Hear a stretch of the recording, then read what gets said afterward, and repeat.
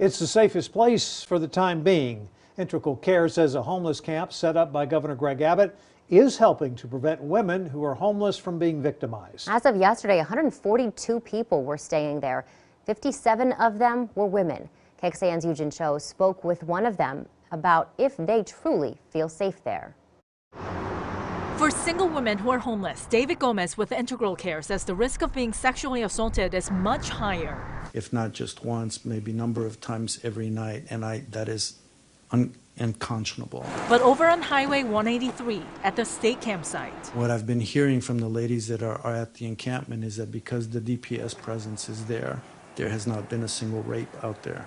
When this camp first opened back in November, there were only about 24 people sleeping in the base. Now in February, there are more than 100 people out here. Some are sleeping in the tents back here. This is the first time I've ever actually experienced an actual campsite set up for the homeless. A woman who goes by Mouse has been here since December. And I actually do like it out here. I like being out here. She says if you're homeless, if you're not around people to help protect you, it is kind of dangerous trying to be alone. People go there and start throwing stuff at you, or I've heard people get shot at.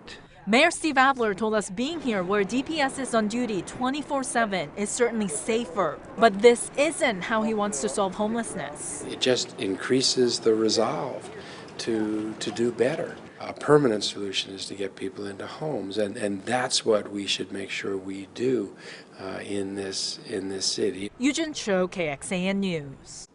The governor's office told us they agree the campsite isn't a long-term solution. His spokesperson says that they are working on some of those, and it could include getting the state legislature involved when they convene next year. And the mayor says he'd welcome any funding. Part of the debate over ending homelessness is choosing the best approach. The housing first philosophy was championed by President George W. Bush's administration.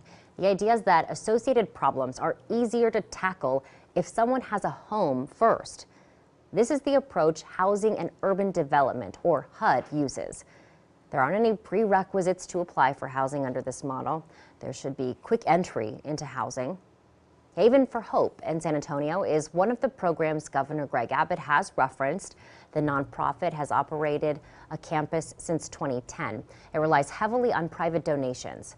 It allows people a safe place to stay and learn to build up their life. But those seeking help have to commit to being sober before they're allowed to enter the campus. That's one big difference from Austin's Community First Village. It is run by Mobile Loaves and Fishes.